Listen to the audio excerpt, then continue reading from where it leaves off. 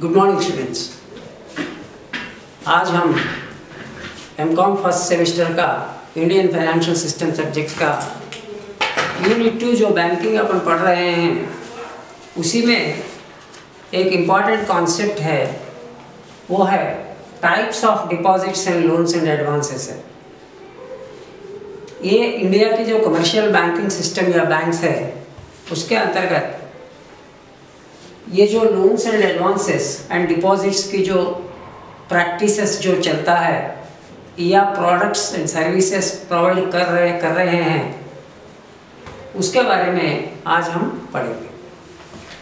आपको ये मालूम है कि बैंक की जो मेन ऑब्जेक्टिव एंड एक्टिविटी जो है वो है डिपॉजिट्स को एक्सेप्ट करना, उसके लिए कुछ इंटरेस्ट रेट पे करना जिन्होंने इन्वेस्टमेंट किया है डिपॉजिट्स में, और वो जो पैसा जमा हुआ डिपॉजिट्स के ज़रिए उसको जिनको ज़रूरत है उनको लोन्स और एडवांसेस में देते हुए उसमें थोड़ा ज़्यादा इंटरेस्ट लगा के वो उनको क्रेडिट में देते हैं।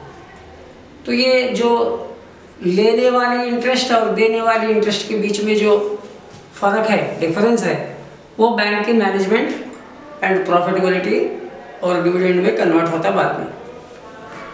तो अभी हम पढ़ेंगे ये जो डिपॉजिट्स कितने प्रकार का है और लोन्स एंड एडवांसेस कितने प्रकार का है। ठीक है, पहले हम लोग जान में देते हैं डिपॉजिट्स कितने प्रकार का है। एक्चुअली जो डिपॉजिट्स है बैंक के अंतर्गत वो इतने प्रकार के डिपॉजिट्स हैं। एक है टाइम डिपॉजिट्स, दूसरा डिमांड डिपॉजिट्स, तीसरा कैश डिपॉजिट्स, चौथा non resident account deposits and पांचवा डिपॉजिट इंश्योरेंस। इतने 5 कैटेगरीज की डिपॉजिट्स होते हैं और हर बैंक में इसकी जो लिस्ट जो होती है थोड़ा कम ज़्यादा होती है। अपन अभी ओवरऑल वे में जितने डिपॉजिट्स की कैटेगरीज है वो अपन अभी पढ़ने वाले हैं। सबसे पहले टाइम डिपॉजिट्स, यानी ये काल पे आधारित या समय पे आधारित। तो ये समय पे आधारित जो डिपॉजिट्स है वो फिक्स्ड डिपॉजिट है, रिकरिंग डिपॉजिट है एंड री इन्वेस्टमेंट डिपॉजिट है। ऐसा 3 कैटेगरीज है। फिक्स्ड डिपॉजिट का मतलब होता है कुछ फिक्स्ड पीरियड ऑफ टाइम जिसको अपन टर्म डिपॉजिट्स भी बोलते हैं, टाइम डिपॉजिट्स या टर्म डिपॉजिट्स बोलते हैं। तो जिसका टर्म ज़्यादा है और वो अमाउंट वो डिपॉजिट उस समय कालावधि खत्म ना होने तक उसको निकाल नहीं सकते, उसको फिक्स्ड डिपॉजिट बोलते हैं। Fixed for a period of time for which it is being deposited. दूसरा है रिकरिंग डिपॉजिट। तो इसको कैसे, रिकरिंग अकाउंट जो होती है उसमें से जो इंटरेस्ट होती है वो इंटरेस्ट भी इसमें मिलते जुलते क्यूमुलेटिवली चलते जाता, ऐसे जो डिपॉजिट है इसको अपन रिकरिंग डिपॉजिट बोलते हैं। उसके बाद है री इन्वेस्टमेंट डिपॉजिट्स। कुछ डिपॉजिट्स ऐसे होते हैं उसमें जो इंटरेस्ट है वो अलग अलग एवेन्यूज में री इन्वेस्ट किया जाता है। जो एक फिक्स्ड डिपॉजिट या कोई डिपॉजिट होती है उसमें जो इंटरेस्ट रेट आती है वो इनकम को रिवाइज करते हुए री इन्वेस्टमेंट किया जाता है, उसको अपन बोलते हैं री इन्वेस्टमेंट डिपॉजिट। एक प्रकार की टाइम डिपॉजिट या टर्म डिपॉजिट है। और दूसरा है डिमांड डिपॉजिट्स। डिमांड डिपॉजिट्स क्या होता है? डिमांडेड डिपॉजिट्स है। ये डिमांड के जरिए होता है। एक करंट अकाउंट है, एक सेविंग्स अकाउंट है। जो करंट अकाउंट में मिनिमम इंटरेस्ट रेट मिलती है और दूसरा सेविंग्स अकाउंट। सेविंग्स अकाउंट में करंट अकाउंट से थोड़ा ज़्यादा इंटरेस्ट रेट मिलता है।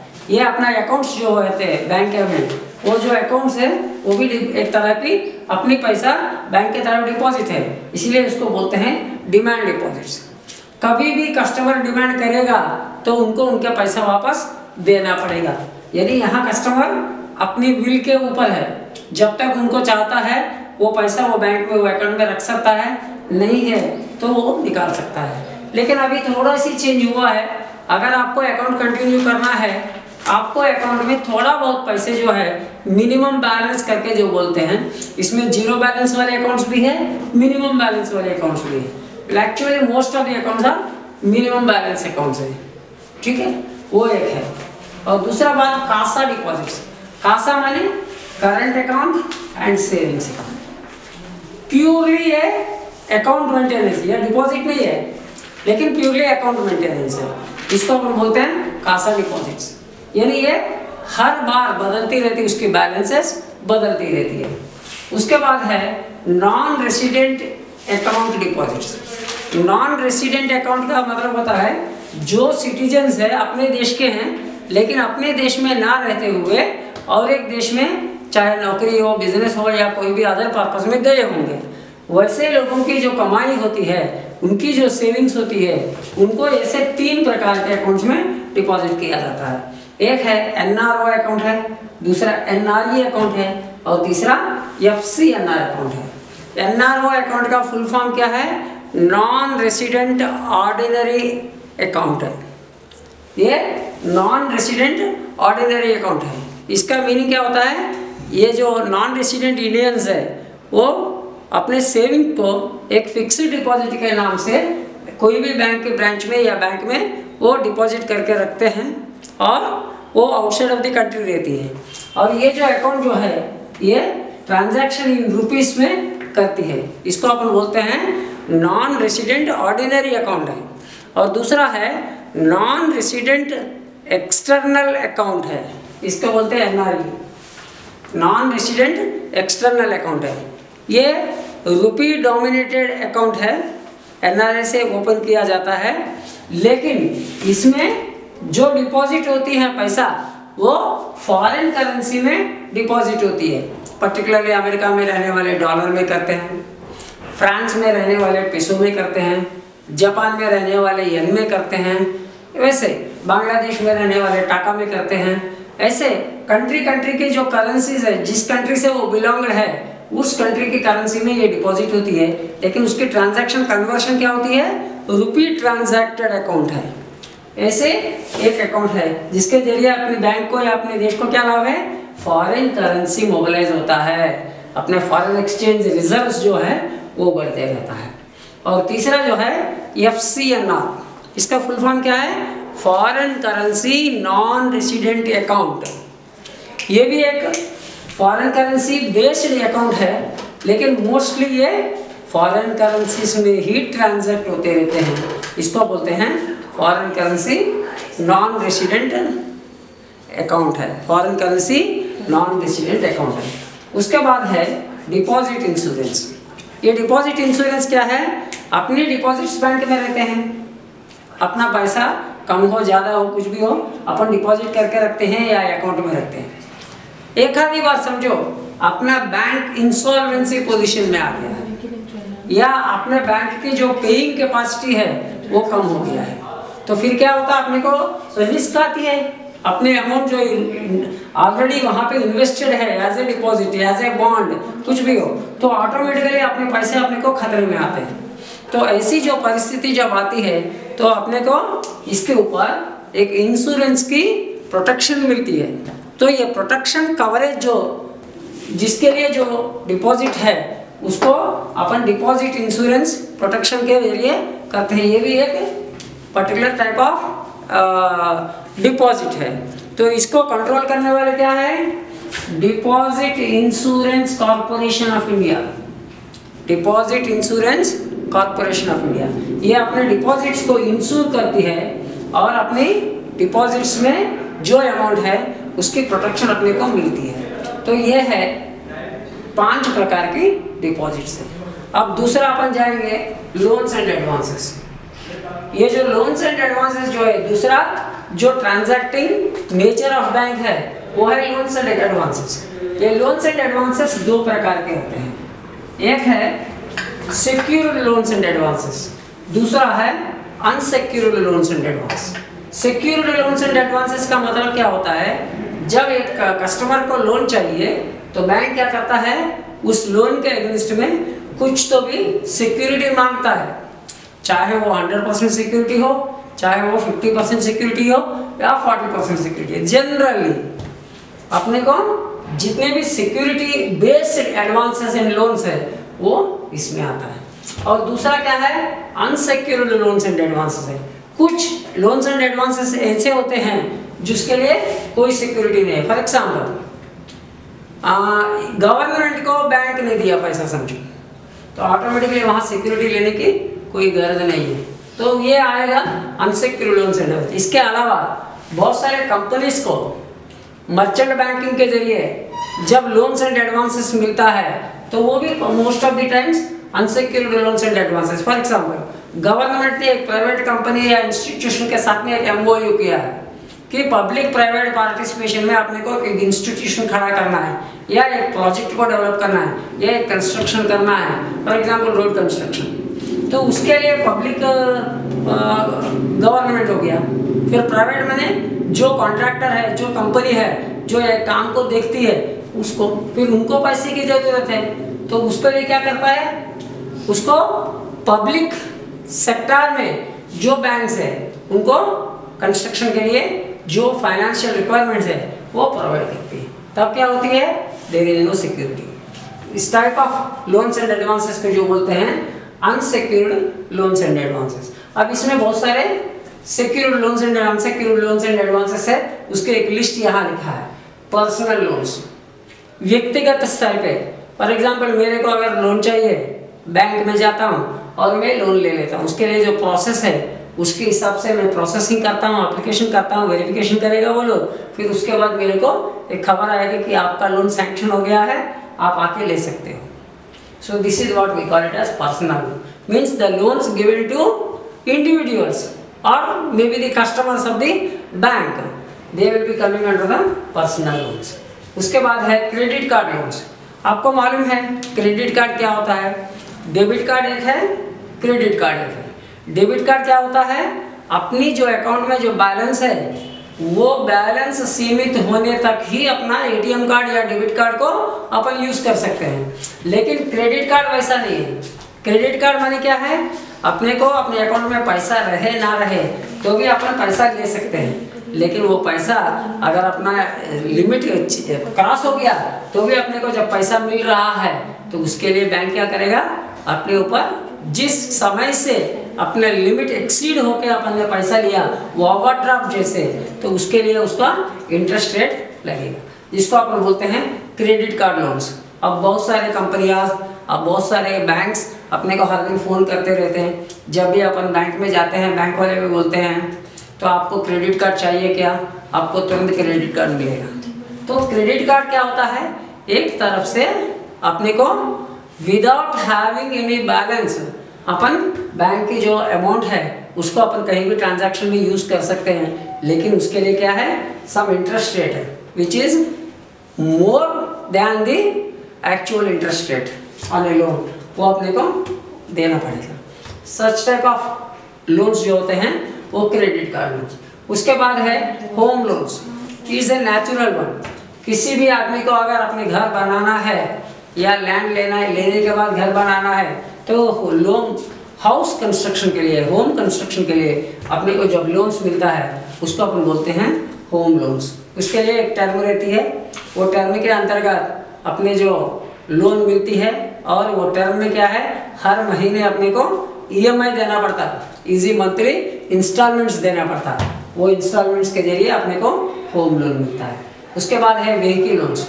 अपने को आजकल ऑटोमोबाइल्स ऑलमोस्ट हर किसी को लेना पड़ रहा है, और दूसरी बात मार्केट में इतनी फ्लरिश हो गई कि हर आदमी के लिए वो ऑटोमोबाइल लोन्स अवेलेबल करना साधारण हो गया है।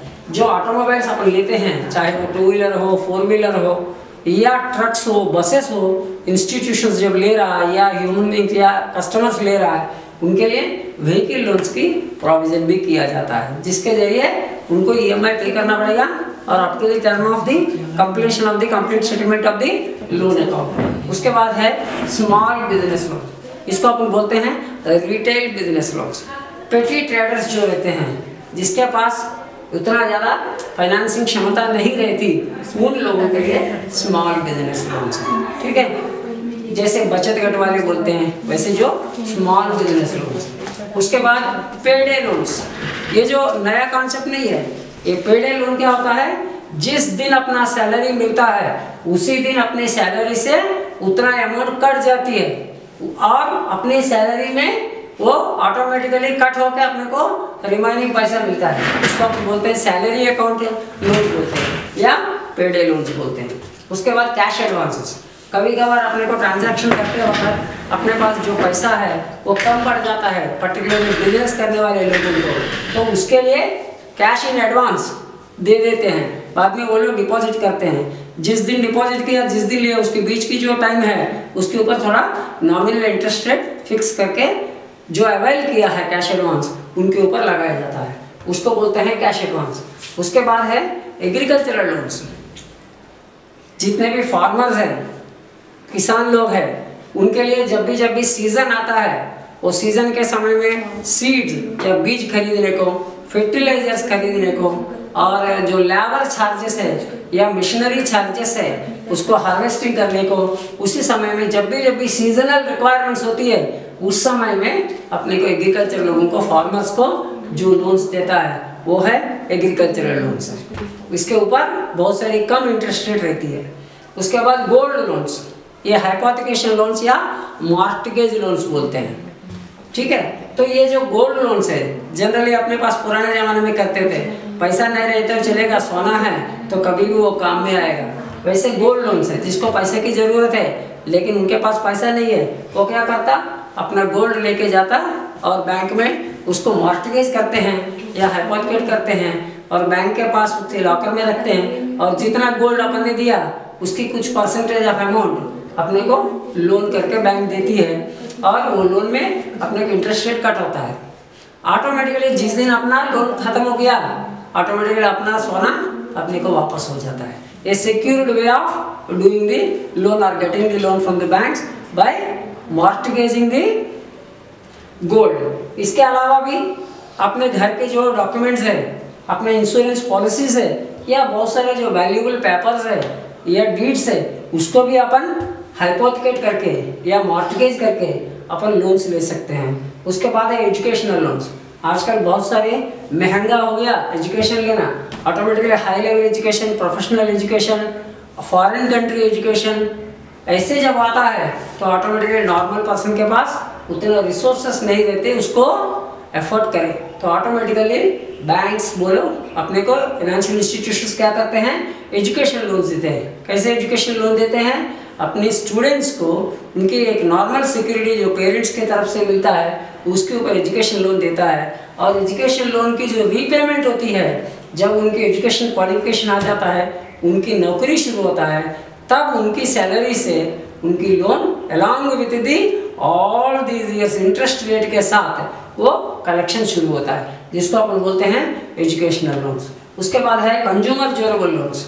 अभी मार्केट इतनी फ्लरिशिंग है कंज्यूमर ड्यूरेबल गुड्स के जरिए, जैसे अपने को टीवी लेना है, वॉशिंग मशीन लेना है, रेफ्रिजरेटर लेना है, या अपने घर में कुछ तो भी एक मिक्सर लेना है, कोई तो भी एक कंज्यूमर ड्यूरेबल प्रोडक्ट को लेना है, या एक बहुत डबल कट बेड लेना है, तो उसके लिए लोन्स जो अवेलेबल है उसको अपन बोलते हैं कंज्यूमर ड्यूरेबल लोन्स। उसके बाद है लोन्स अगेंस्ट इंश्योरेंस स्कीम्स। कभी कभार मेरे को याद है एक बार हमारे घर में अपने को पैसे की ज़रूरत पड़ी, अपने पास LIC पॉलिसी था, तो हमारे पास पैसा नहीं था, हमने बैंक में गए, हम ये पॉलिसी आपके पास रख के हम आपसे लोन ले सकते हैं क्या? बैंक मैनेजर बोले ठीक है सर, आप अपना इंश्योरेंस पॉलिसी हमारे पास मॉर्टगेज में रखो, और हमको आपके इंश्योरेंस पॉलिसी की जो सम एश्योर्ड है उसमें आज तक कितना प्रीमियम दिया गया है, पेमेंट हुआ है, उसमें से हम 60% आपको लोन दे सकते हैं। Such type of schemes are called as loans against insurance schemes. उसके बाद फिक्स्ड डिपॉजिट लोन्स। कभी कभार अपने पास फिक्स्ड डिपॉजिट है, लेकिन फिक्स्ड डिपॉजिट के टाइम फिक्स्ड है ना, उसको नहीं ले सकते, लेकिन फिर भी अपने को पैसा चाहिए। क्या करेंगे, जिस बैंक में अपने फिक्स्ड डिपॉजिट लिया, या तो वही बैंक में वो डिपॉजिट को, बॉन्ड को गिरवी रख के, मॉर्टगेज में रख के उसमें से 50% 60% अपन ले सकते हैं। या फॉर एग्जाम्पल अपना bank, for example Andhra bank में अपना डिपॉजिट है, या सिंडिकेट बैंक में अपना डिपॉजिट है, फिक्स्ड डिपॉजिट है, लेकिन अपने नज़दीक में कोई तो भी एक रूरल बैंक है, तो ऑटोमेटिकली अपना डिपॉजिट बॉन्ड पेपर लेके वहाँ जा सकते हैं, वहाँ उसको गिरवी में रख के अपन लोन से ले सकते हैं। उसके बाद है loans on bonds and securities. अपने पास डिबेंचर्स होगा, अपने पास शेयर्स होगा, शेयर सर्टिफिकेट्स होगा, उसको भी गिरवी रख के, मॉर्टगेज में रख के अपन लोन से ले सकते हैं। इसके अलावा भी छोटे मोटे बहुत प्रकार के नए नए इनोवेटिव वेज ऑफ लोन्स अभी आजकल मार्केट में अवेलेबल है, ये वो आएगा other types of loans. So this is what all about the types of deposits and loans and advances maintained in the commercial banking system and banks of Indian Union. Thank you very much. All the best.